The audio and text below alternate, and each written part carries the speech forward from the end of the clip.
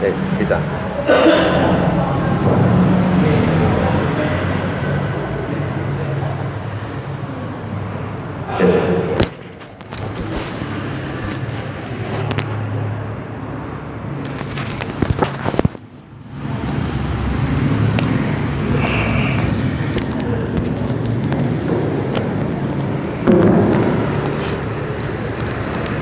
Sudah.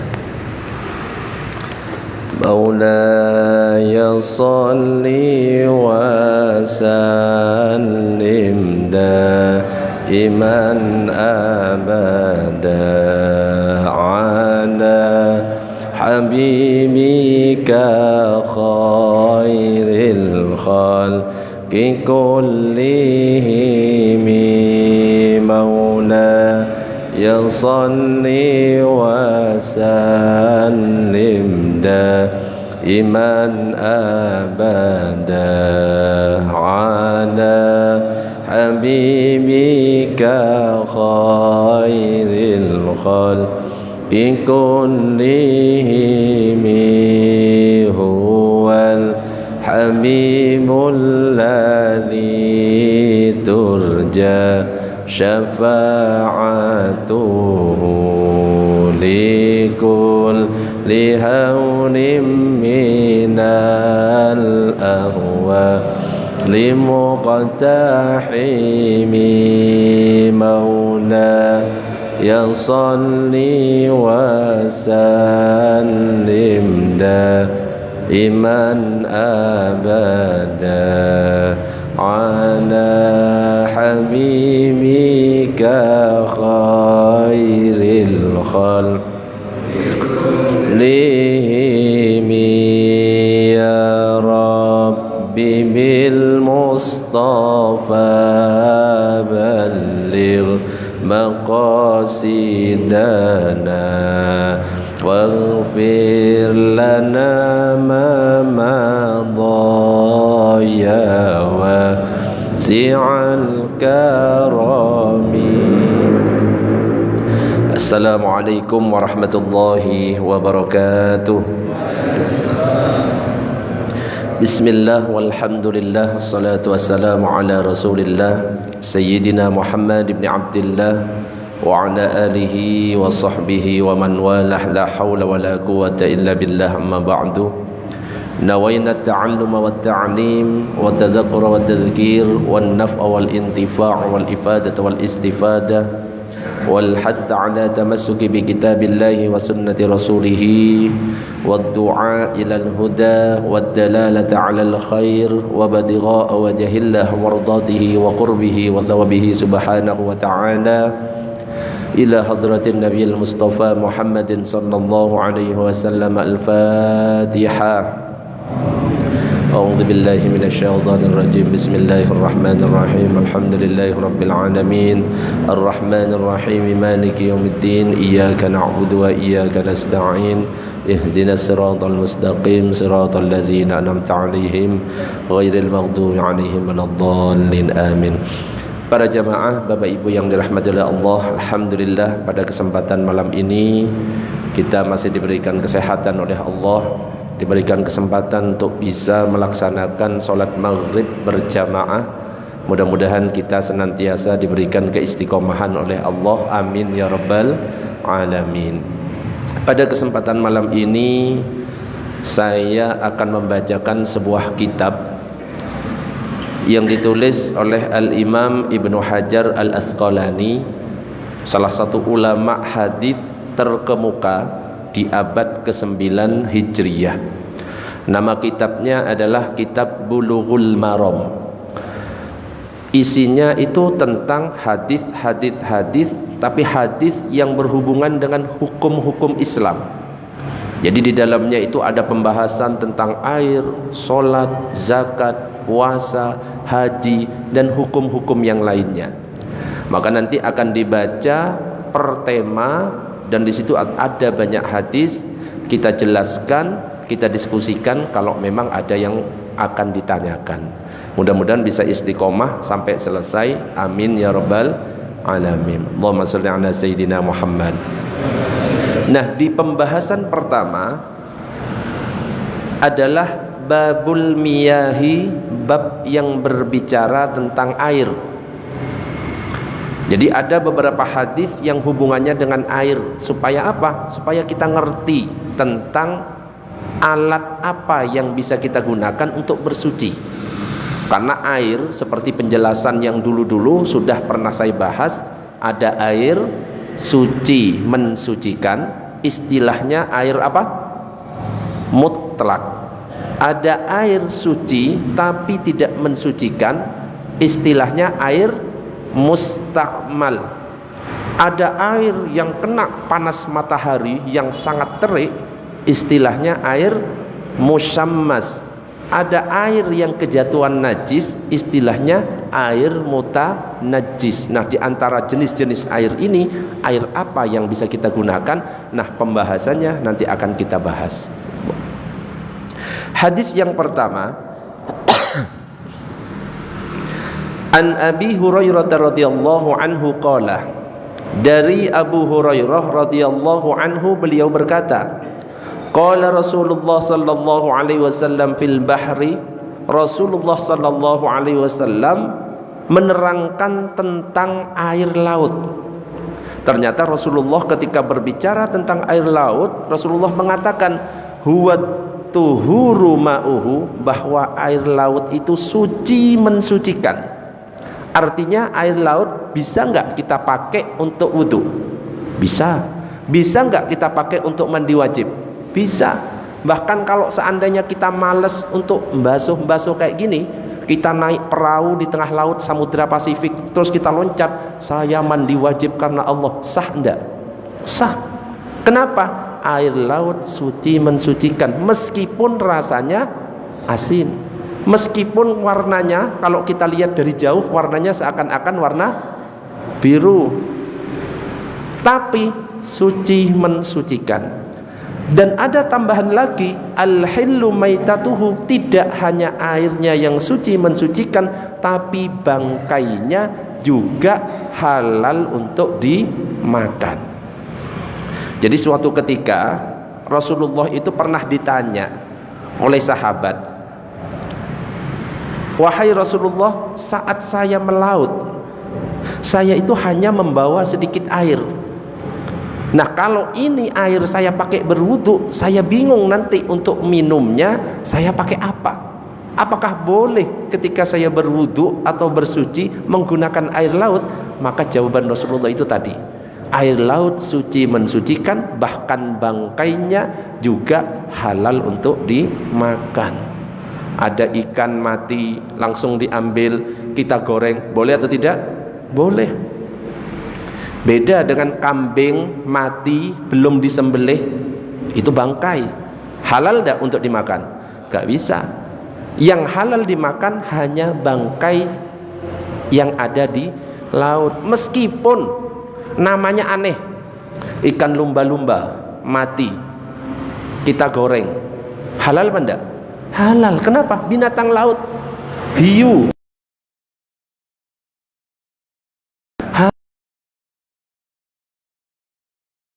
Keduluan ikan hiunya yang makan, okay?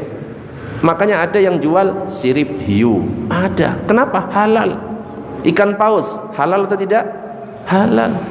Putri duyung, nah ini bingung ini ya. Halal apa enggak? Ada apa enggak? Seandainya ada, halal atau tidak? Eman Ustaz. Tak pelihara aja. Ya wallahu a'lam, ada atau tidak. Seandainya ada, halal kalau memang itu binatang laut. Cuma satu yang tidak halal untuk dimakan, apa? Kapal selam. Nah itu gak boleh, okay? Itu membahayakan kita. Iya, dirombeng aja kalau kapal selam itu. Jadi kesimpulan dari hadis yang saya bacakan tadi, ketika khawatir akan kehabisan air minum dan kehausan, maka seseorang itu diperbolehkan untuk tidak menggunakan air itu untuk berwudu. Seandainya di sini nggak ada air sama sekali, air mati semuanya, cuma ada air satu botol, waktu duhur sudah ada. Ini kalau misalkan dipakai wudu, boleh apa enggak sebenarnya?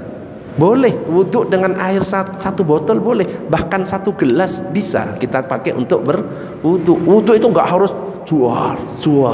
Justru makruh kalau membuang-buang air itu. Air satu gelas bisa kita gunakan berwudhu. Makanya kalau kita haji umroh kok batal ya ketika tawaf, sedangkan kalau tawaf itu harus nyari tempat wudhu 1 kilometer, ya bah ya, jauh bah. Di WC berapa bah biasanya? Kalau wudhu WC berapa biasanya? WC 3 gitu ya? Atau pernah kesasar? Kadang-kadang pakai botol lah. Oh, pakai botol. Wudhunya atau pipisnya? Wudhunya ya. Boleh ya, apalagi kalau misalkan kita wudhunya saat tawaf itu menggunakan mazhab Syafi'i. Kalau mazhab Syafi'i bersentuhan, batal enggak wudhunya? Batal. Kalau pakai mazhab Syafi'i, beda kalau kita pakai mazhab Maliki, bersentuhan enggak batal. Boleh wudhu dengan ini. Nah, seandainya kasusnya air mati semuanya, yang ada cuma 1 botol air, waktu sholat sudah datang, ini kalau dipakai wudhu sebenarnya bisa, tapi kalau dipakai wudhu kita bingung nanti minumnya. Kira-kira solusinya apa? Wudhu, mandi wajib, langsung misalkan kita nyelam ke dalam, langsung niat saya mandi wajib menghilangkan hadas besar, itu sudah terangkat hadas besarnya. Dan yang ketiga, bangkai binatang laut halal untuk dikonsumsi. Anjing laut, coba halal atau haram? Halal atau haram?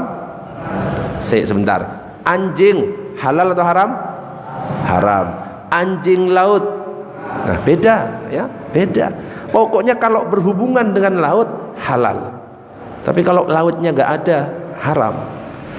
Terus yang keempat, kesimpulannya, menjawab pertanyaan dengan jawaban yang lengkap walaupun menyentuh sesuatu yang tidak ditanya. Rasulullah memberikan contoh cara menjawab, padahal cuma ditanya apa hukumnya air laut, tapi jawabannya lengkap, bahkan dikasih tambahan jawaban. Laut suci mensucikan, bahkan bangkainya juga halal. Jadi kalau bisa ada orang bertanya kepada kita, kita tiru Rasulullah. Jangan cuma jawaban-jawaban gak jelas. Kalau bisa diperjelas, kalau perlu ditambahi sesuatu kalimat-kalimat yang bisa memperjelas. Itu yang dicontohkan oleh Rasulullah. Allahumma shalli ala sayyidina Muhammad.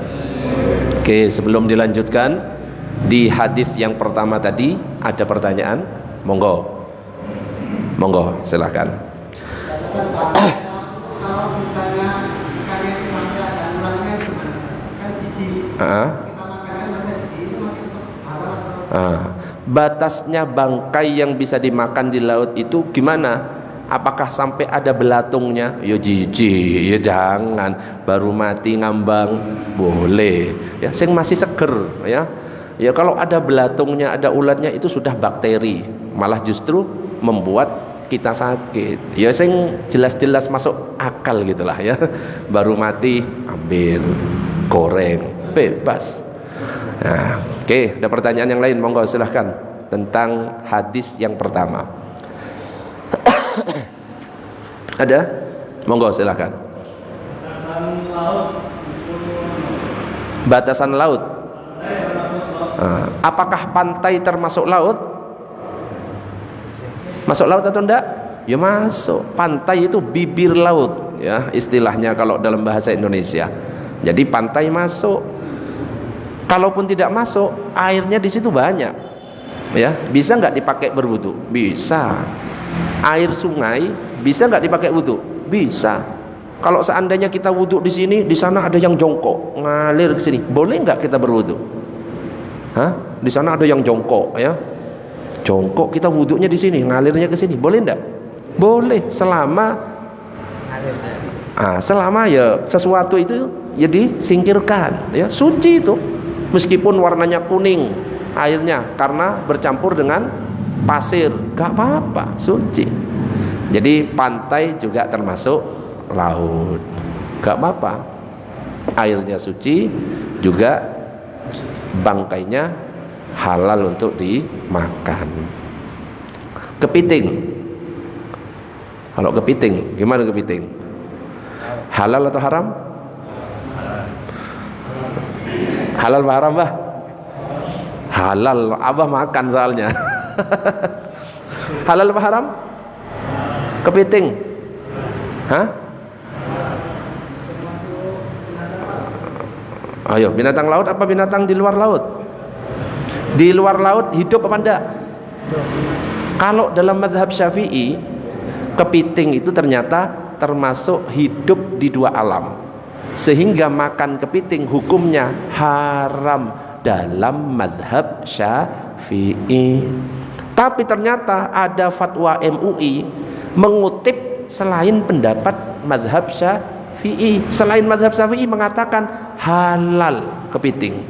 Makanya waktu istri saya menyajikan kepiting, saya pakai mazhab selain Syafi'i, tak makan kepitingnya ya. Jadi nggak usah terlalu kaku.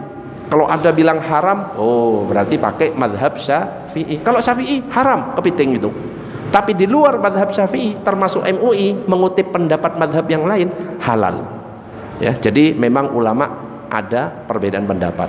Kalau kita bertamu disiapkan kepiting, makan aja. Ya, kalau misalkan kita pakai pendapat saya ini mazhab Syafi'i, tapi disiapkan kepiting, makan aja. Untuk apa? Menghormati tuan rumah, ya. Jadi jangan terlalu kaku. Kepiting. Kalau kodok, kata itu hidup di dua tempat. Halal apa haram? Haram. Ada apa namanya? Apa namanya? Makanan kodok itu. Iya, kalau dari kodok ya haram. Suike ya. Pernah Ustaz? Saya nggak pernah. Nggak pernah ya? Ngincip? Enggak. Yes. Ada pertanyaan yang lain, monggo, sebelum dilanjut ke hadis yang kedua. Monggo. Gak apa-apa, pelan-pelan. Ini ada 1000 halaman, oke? Insyaallah hari kiamat kurang 5 hari selesai, oke? Monggo. Ada pertanyaan? Monggo, silakan. Hah? Penyu, kura-kura. Halal apa haram? Ayo. Penyu itu sama dengan kura-kura atau tidak? Beda. Kura-kura dulu, ayo. Kura-kura halal apa haram? Penyu halal apa haram? Iki jawabnya halal, enggak jelas. Pernah makan penyu apa enggak, Pak? Pernah. Pernah makan telurnya. Wah, iki nek kura-kura. Kura-kura itu binatang darat apa binatang laut? Darat. Iya tak? Kok nggak pernah lihat lewat di Bohar sini? Hah? Lah itu harus dicek dulu termasuk binatang laut apa binatang darat. Antara penyu dan kura-kura itu. Kalau kita pakai mazhab Syafi'i, rumusnya kalau hidup di dua tempat haram. Lah ya cek dulu itu, penyu itu binatang darat atau binatang laut atau hidup dua-duanya. Saya nggak berani langsung mengatakan itu binatang darat, Ustadz. Kalau di laut nggak bisa hidup, loh. Nyatanya bisa hidup. Bertelurnya di darat, hidupnya ke laut. Nah, kalau penyu itu hidupnya di laut, kalau di darat nggak bisa tahan, berarti namanya binatang laut, berarti halal. Kalau cuma tempat bertelur, cuma bertelurnya di darat terus minggir. Kalau ternyata di darat gak mampu untuk bertahan hidup, itu berarti bukan binatang yang hidup di dua tempat. Berbeda dengan kepiting. Kepiting itu bisa di darat, bisa di laut juga bisa.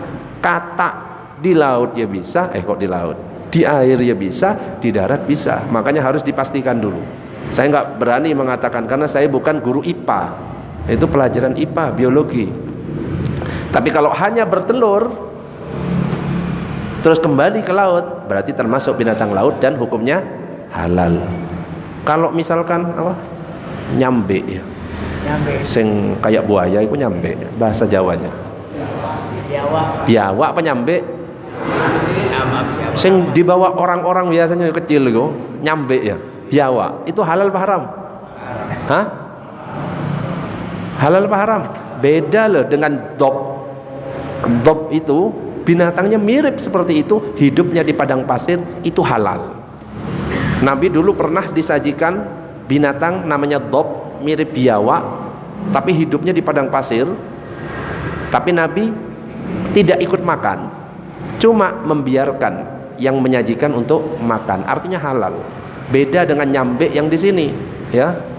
Karena syaratnya yang ngikuti binatang itu, hidupnya di padang pasir, makannya cuma berapa tahun sekali, tahan tidak makan sampai berapa puluh tahun. Itu namanya binatang dop. Beda dengan nyambe atau biawak yang ada di sini. Wes, ada pertanyaan? Ini kok jadi tebak-tebakan binatang ya? Ini masalah air ya. Nanti semua binatang disebutkan. Ayo, ada pertanyaan yang lain sebelum dilanjut. Kembali air laut. Lanjut dulu. Kita lanjut. Allahumma shalli ala sayyidina Muhammad. Hadis yang kedua. Wa an Abi Sa'id Al-Khudri radhiyallahu anhu qala.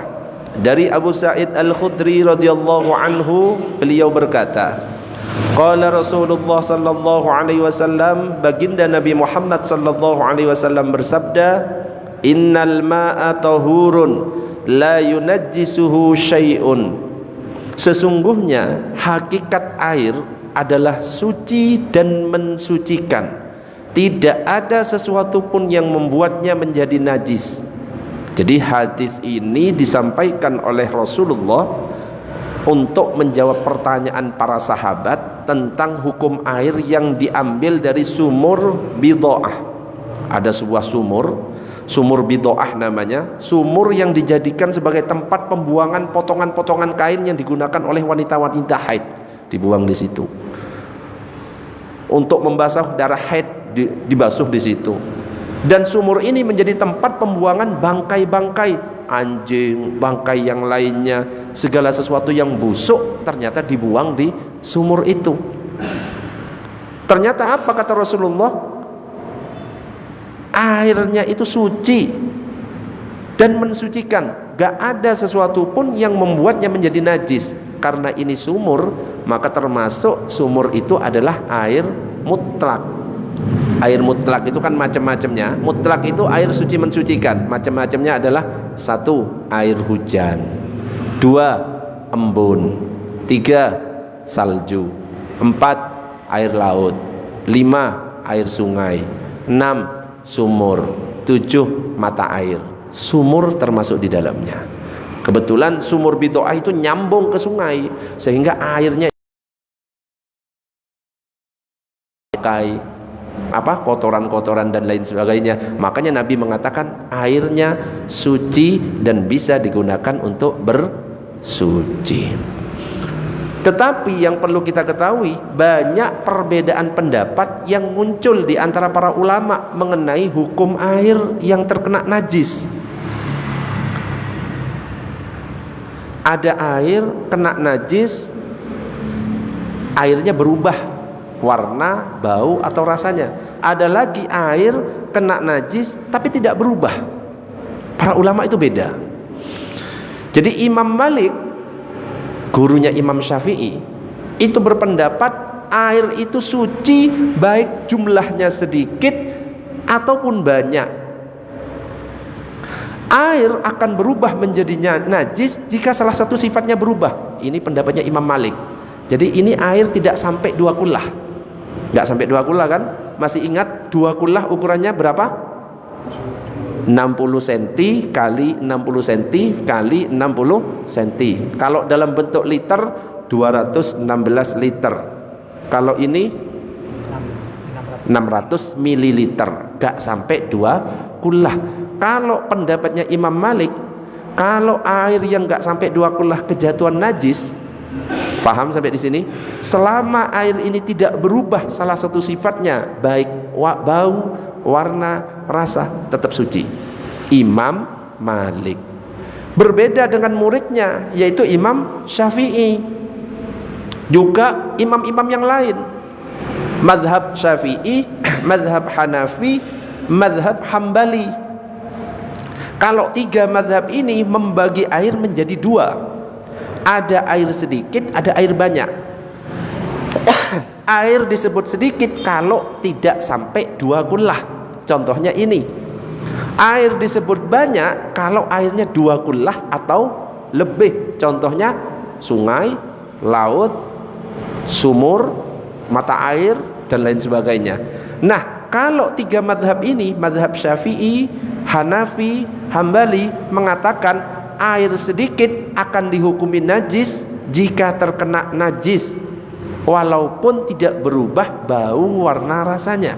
Jadi kalau airnya sedikit, gak sampai 2 kullah, kejatuhan najis, tek, airnya masih bening seperti ini, langsung najis.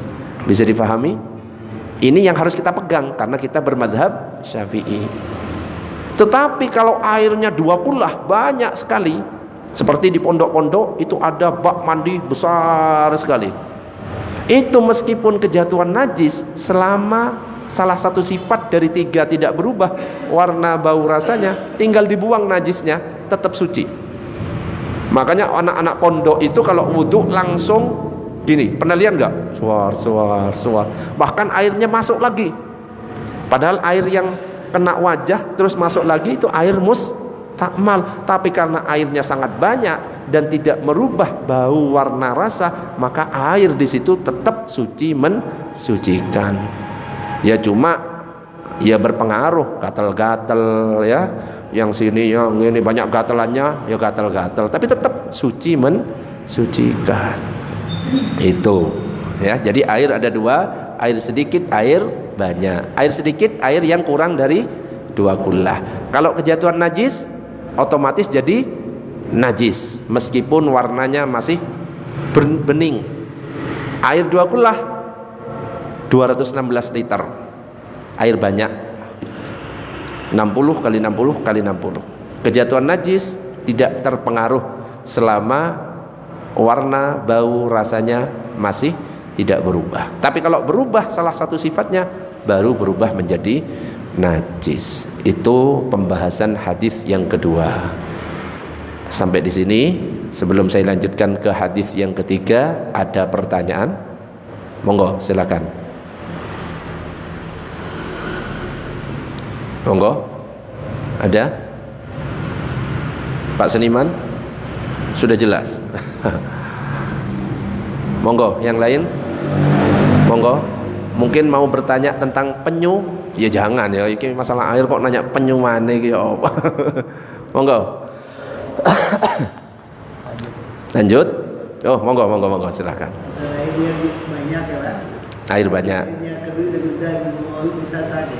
Air Airnya banyak, tapi lupa warna, tapi tidak bau. Cuma dia agak-agak keruh lah. keruh. Bisa tidak berubah bau. Air banyak tapi keruh. Nah, kita lihat dulu penyebab warna keruhnya apa? Misalkan tengah banjir Banjir. Air banjir itu suci apa enggak? Suci selama ukurannya berapa? 2 kullah atau lebih. Wong air sungai saja kan kadang-kadang keruh, jernih, tapi tetap suci. Kena lumpur kan.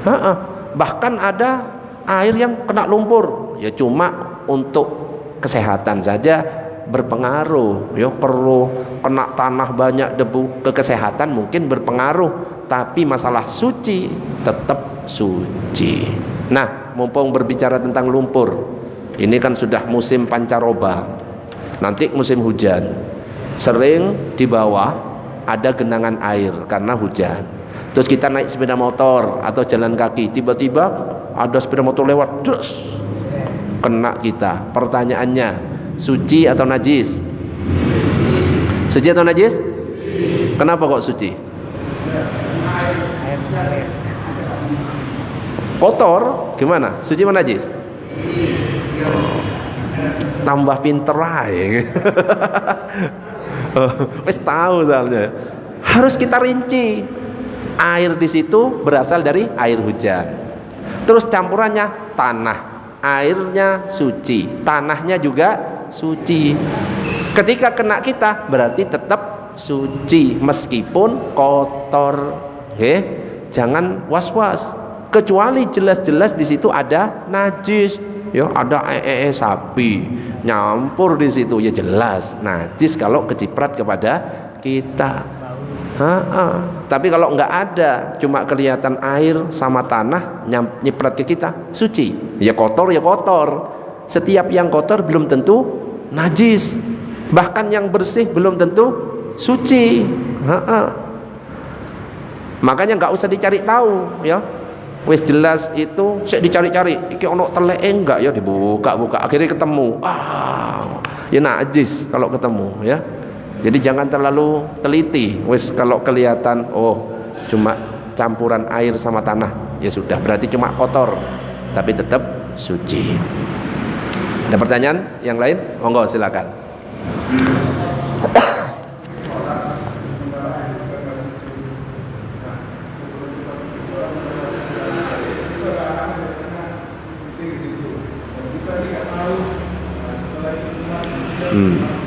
Gimana? Nggak kedengaran. Ada. Kita mau berangkat ke masjid. Ada air hujan. Terus ada anak kencing. Cuman beliau nggak tahu. Iya. Nggak ada yang tahu. Sering ada anak kencing di situ. Itu ada motor lewat, kena lah kita. Apa suci apa enggak? Apakah suci atau enggak? Nah, berarti Bapak tahu kalau di situ. Yang tahu najis, yang nggak tahu suci. Paham maksudnya? Loh, kalau kita nggak tahu suci, kita lagi sholat, kok di sini ada najis, sampai selesai, sampai ganti baju, sampai 2 minggu, 3 minggu, sah atau tidak? Sah. Kenapa? Karena tidak tahu. Tapi kalau tahu, habis sholat, assalamualaikum warahmatullahi wabarakatuh, ketahuan, sah atau tidak? Tidak sah. Ulang. Kalau dalam mazhab Syafi'i diulang.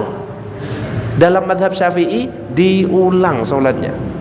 Kenapa? Tahu kalau ada najis, sedangkan syarat sahnya sholat harus suci dari najis, suci dari hadas dan najis. Najis baik pakaian, badan ataupun tempat. Jadi kalau nggak tahu aman. Makanya saya bilang tadi jangan cari-cari tahu. Kalau ada air tergenang nyiprat, nggak usah dicium, ya, pakai kaca pembesar.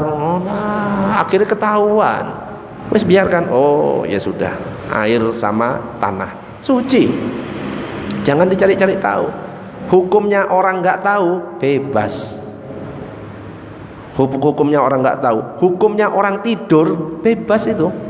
Ya, seandainya kita ketiduran, ya tidur jam 9 karena mungkin kecapean, kok bablas sampai bangun jam 8 malam, berarti kita nggak sholat duhur, asar, maghrib, isya. Dosa apa enggak? Selama itu tidurnya memang benar-benar tidur, bukan pura-pura tidur, ya. Jam 1 siang bangun minum, tidur lagi, itu beda, ya, beda, itu sudah dosa. Ya, kenapa? A'dzarus sholati isnan, uzur sholat 2. Apa? 1 an-naum, yang kedua nisyan, lupa. Jadi kalau ini memang benar-benar terjadi nggak dosa, tapi segera diqodho. Bukan berarti ada pemutihan, bebas, enggak. Oke, ada lagi pertanyaan tadi? Monggo silakan. Gak kedengeran, agak maju ke depan, gak apa-apa. Jadi lebih jelas, itu lebih enak. Maksudnya gini tuh, ini hadas besar kan? Hadas besar. Rasanya ada akhirnya 1 ember misalnya dari WC kan. Terus kalau digunakan untuk mandi, itu suci nggak? Karena kalau semakin berkurang kan air masuk. Sakit hadis, bisa untuk dia sucikan nggak? Ada yang netes gitu ya ke dalam. Berkurang itu. Karena air masuk kan? Ya. Mungkin awalnya suci, tapi kalau berkurang kan jadi kurang dari 2 kulah gitu ya. Terus ada sesuatu yang masuk dari tetesan air. Apakah itu masih suci? Saya tanya sekarang. Sebelum jawab itu, misalkan ada air seperti ini. Ini air 2 kulah atau kurang?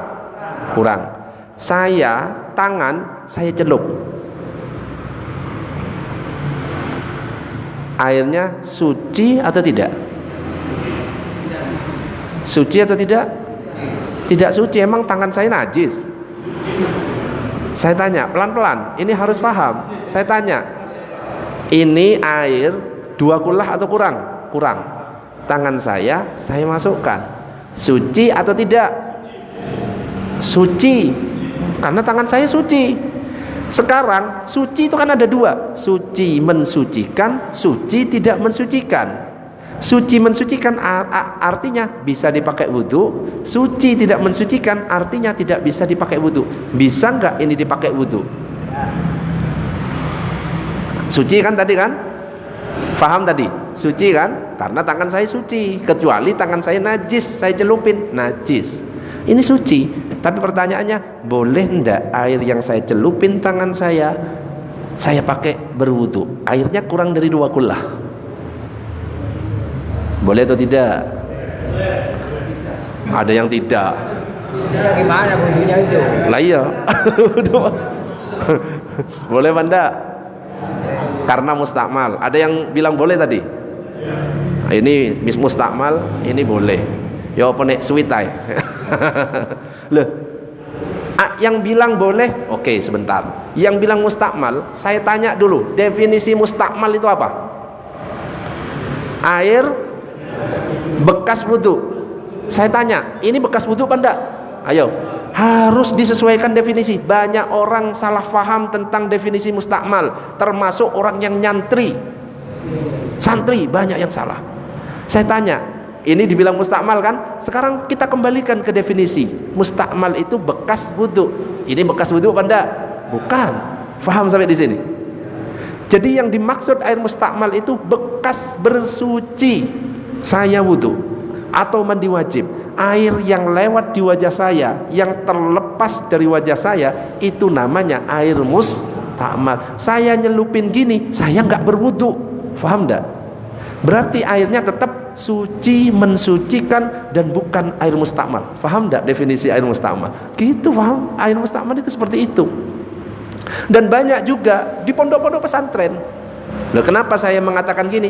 Karena saya punya pondok. Bapak saya punya, ibu saya punya, dan banyak santri-santri saya yang salah faham. Apa? Ada air gak sampai 2 kullah, terus kecipratan sedikit dari hasil wudu. Aduh, mustakmal. Lo. Mustakmal apa enggak? Saya wudu, airnya sedikit, ambil. Sesuai pertanyaan tadi kan, ngambil kan berkurang. Lah kok nyiprat? Mustakmal atau tidak? Mustakmal? Nah, berarti belum membaca kitabnya Imam Nawawi. Imam Nawawi sudah menjelaskan dalam kitab Al-Majmu' Syarhul Muhadzab bahwa tidak semua air yang nyiprat masuk ke sini itu langsung berubah menjadi mustakmal. Kalau airnya banyak aman, tapi kalau air sedikit ini yang perlu perincian, katanya Imam Nawawi. Gimana perinciannya? Harus ditimbang antara air mustakmal yang nyiprat ke sini dengan air yang ada di baknya lebih banyak mana. Kalau lebih banyak yang ada di baknya, berarti yang menang adalah air suci mensucikan, artinya masih tetap boleh dipakai. Kecuali air mustakmalnya lebih banyak daripada yang ada di bak mandi, baru itu dikatakan air mustakmal. Ini bukan kata saya, tapi katanya Imam Nawawi. Masa nggak percaya? Imam Nawawi ini ulama mazhab Syafi'i. Makanya kalau misalkan ada air seperti ini, 1 gelas, terus saya campur setetes kopi, tes, bisa dipakai wudu atau tidak? Hah? Berubah warna? Kalau dicampur 1 tetes kopi, berubah warna apa tidak? Jangan terburu-buru menyimpulkan. Setetes tes, berubah enggak ini? Boleh enggak dipakai wudu? Air memang ada air suci tidak mensucikan.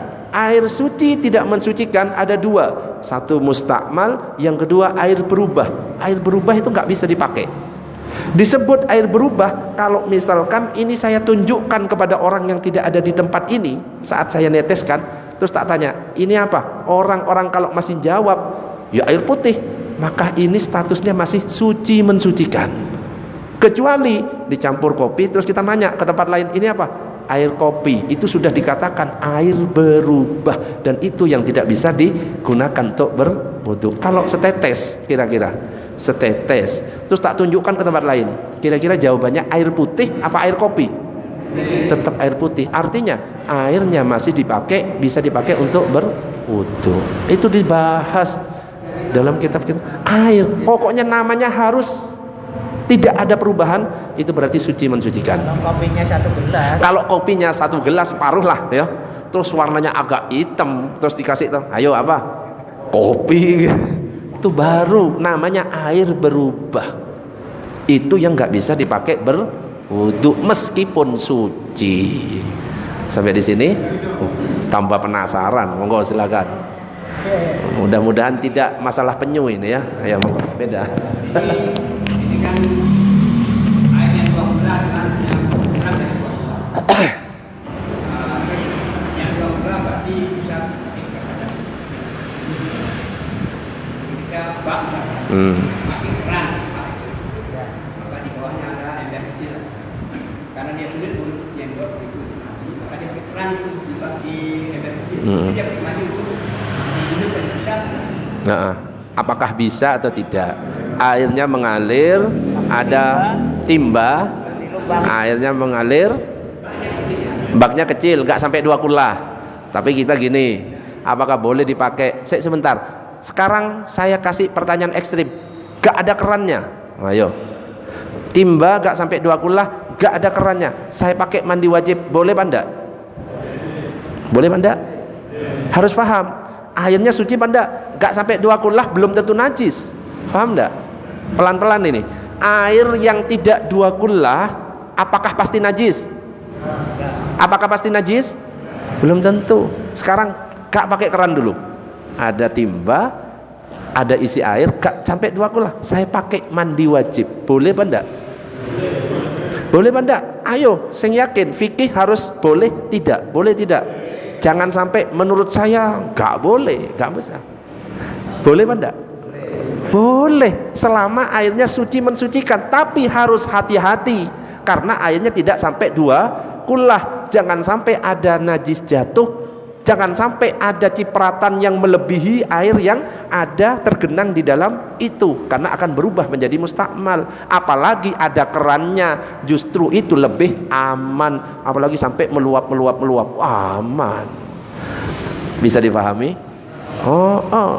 Doa ini harus detail, Kadang-kadang pemahamannya langsung kecipratan dikit mustakmal. Ini nggak sampai 2 kula, nggak bisa dipakai wudhu loh. Wong air segini aja bisa dipakai wudhu kok. Cuma ada caranya. Ada lagi pertanyaan, silakan. Satu-satu. Ini dulu. Kok wakeh gitu? Satu dulu, ini dulu. Boleh, kan ini lebih aman. Boleh. Sambil menjaga.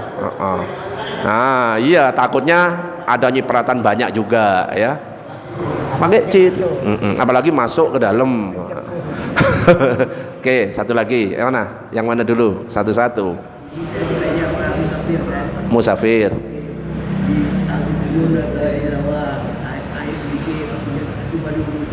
Saya mau sholat, yang satu butuh saya pakai, yang satu untuk saya minum. Bisa saya cukupkan misalnya 1 butuh itu bisa saya tuang sini untuk saya besarkan tangan saya. Misalkan 1 kali bisa sah. Ya, paham. Air 1 botol bisa nggak separuh dipakai wudhu, separuh dipakai minum? Bisa. Air lebih sedikit dari ini lo bisa. Yang penting harus ngerti rumusnya apa. Idza kumtum ila sholati faghsilu wujuhakum wa aydiyakum ilal marafiqi wamsahu bi ru'usikum wa arjulakum ilal ka'bain.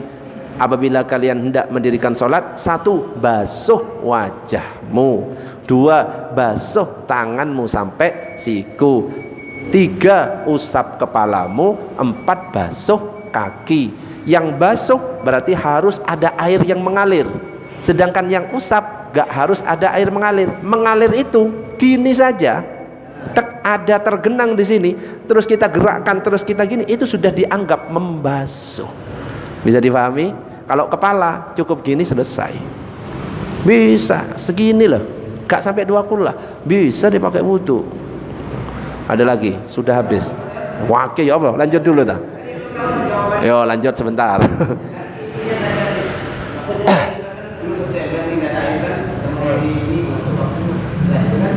Pas ketika habis air, mungkin pertama suci, ya kan? Pas tinggal sedikit itu kan masuk air, itu bagaimana kita suci masih suci nggak? Yang terakhir sedikit.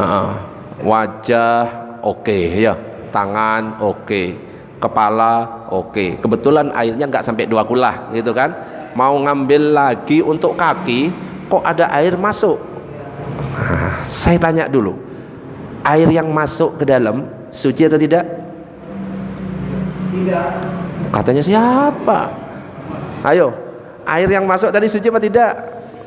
Suci, tapi tidak mensucikan, alias air mustakmal. Faham? Air mustakmal bukan air najis. Faham? Suci kan? Masuk ke dalam. Kira-kira yang masuk ke dalam dengan yang tergenang di timba itu lebih banyak mana? Lebih banyak tergenang, berarti masih menang yang suci mensucikan. Kata Imam Nawawi, masih suci mensucikan. Bisa. Bisa. Bisa, masih bisa. Makanya harus pelan-pelan. Netes kok najis itu loh, ya kan? Harus pelan-pelan. Oh, dirinci satu-satu. Wallahu a'lam bissawab. Air sedikit kan mestinya pelan-pelan. Makanya air sedikit tuh harus lebih hati-hati ketika berwudu. Tapi kalau air banyak, nyemplung aja gak apa-apa. Bisa dipakai wudu.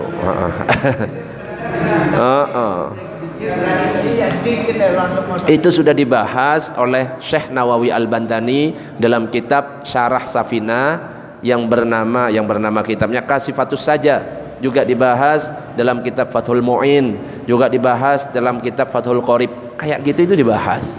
Cuma kita itu kadang-kadang ngelihatnya cuma cipratan dikit langsung nggak bisa dipakai. Itu yang salah, gara-gara kita setengah-setengah ngajinya. Wallahu a'lam bisawab. Si ono mana? Iya makanya. Loh, si ono mana ya apa ini? Saya tanya takmir dulu ya. Ya apa? Bah. Sekali. Katanya takmir sekali lagi. Monggo, Bah. Tuh. Oh sudah dah. Sudah ya?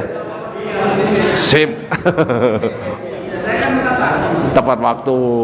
Ini saking banyaknya ini. Nanti nanyanya setelah ini aja ya. Wes, kita tutup dengan doa.